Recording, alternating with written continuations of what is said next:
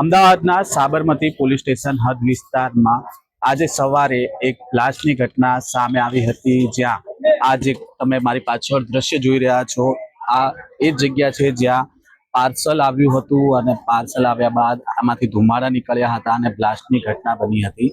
જે અહીંયા રહેવાસી છે બળદેવ સુખડિયા, તેમને એક પાર્સલ આપવા માટે એક વ્યક્તિ આવ્યો હતો અને પાર્સલ હાથમાં લીધું ત્યારબાદ અન્ય એક અજાણ્યા વ્યક્તિ દ્વારા રિમોટ દબાવવામાં આવ્યું હતું અને ત્યારબાદ બ્લાસ્ટ થયો હતો। આ સમગ્ર મામલે હવે પોલીસે તપાસ કરી રહી છે। આ મામલે એક આરોપીની ધરપકડ પણ કરવામાં આવી છે। સાથે જ અહીંયા એફએસએલની ટીમ પણ પહોંચી ગઈ છે અને પોલીસનો કાફલો પણ અહીંયા ખડકી દેવામાં આવ્યો છે। સાથે જ પોલીસની પ્રાથમિક પૂછપરછમાં સામે આવ્યું છે કે આ પારિવારિક ઝઘડો હતો, તેને લઈને આ પ્રકારનું જે કૃત્ય છે તે કરવામાં આવી રહ્યું છે। પોલીસ છે તે હવે મુખ્ય આરોપીની પૂછપરછ કરશે। સાથે જ એફએસએલ ટીમને રાખીને હવે અહીંયા પુરાવા એકત્રિત કરવામાં આવી રહ્યા છે કે પાર્સલમાં શું મૂકવામાં આવ્યું હતું અને કઈ પ્રકારે બ્લાસ્ટ કરવામાં આવ્યો હતો।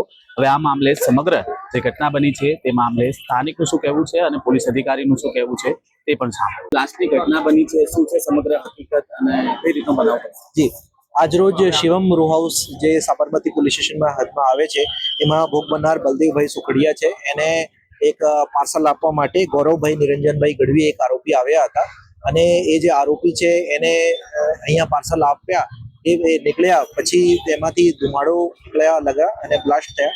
એમાં જે બલદેવભાઈના ભાઈ છે કિરીટભાઈ, એને નાની મોટી ઈજા થયેલ છે, અત્યારે સારવારમાં છે અને પોલીસ દ્વારા મુખ્ય આરોપી ગૌરવભાઈ નિરંજનભાઈ ગઢવી એની ધરપકડ કરવામાં આવેલ છે અને બીજા જે આરોપીઓ છે એના નામ અને અત્યારે એની પૂછપરછ અત્યારે ચાલુ છે। પોલીસ દ્વારા પ્રાથમિક રીતે એમાં એક પારિવારિક ડિસ્પ્યુટ છે એવી રીતે બહાર આવ્યું છે અને વધારે જે આરોપી છે એની ધરપકડ કરવા માટે પોલીસની ટીમો અત્યારે ચાલુ છે। સર, પાર્સલમાં શું હતું જેના અત્યારે એફએસએલ ની ટીમો એના કેમિકલના સેમ્પલ લઈ રહી છે અને એમાં ધુમાડો નીકળ્યા હતા અને એમાં જે કેમિકલ પાવડરની સાથે સાથે જે ઇલેક્ટ્રોનિક ચિપ છે એ છે અને બ્લેડના ટુકડા પણ હતા જેનાથી ઈજા થયેલ છે। સર, રિમોટથી બ્લાસ્ટ કરવામાં આવ્યો તો અંદર ગ્રેનેડ હતા શું?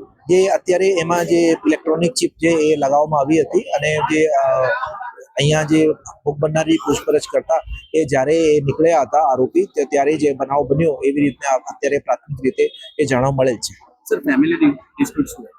અત્યારે એ જે કેટલાક નામો આપવામાં આવ્યા છે, એના અગાઉ પણ ધમકી આપેલ હતી અને પોલીસ દ્વારા તમામ આરોપીઓની ધરપકડ કરીને એની પૂછપરછ કરીને આખી જે છે ચિત્ર ક્લિયર થશે અને એની અત્યારે ગુનો નોંધીને આગળની કાર્યવાહી કરવામાં આવી રહી છે। સર, આરોપીનો કોઈ ગુનાહિત અત્યારે એ જે આરોપી ગૌરવભાઈ ગઢવી છે એ કાર વોશિંગના કામ કરે છે। પોલીસ દ્વારા એની પૂછપરછ કરવામાં આવી રહી છે અને એના રેકોર્ડ ચેક કરવામાં આવી રહ્યા છે અને જે બીજા આરોપીઓ છે એને પણ પોલીસ હિસ્ટ્રી અત્યારે કાઢવામાં આવી રહી છે। સર, આરોપીનો મોટિવ શું હતો? મારી નાખવાની કે ઈજા કરવાની?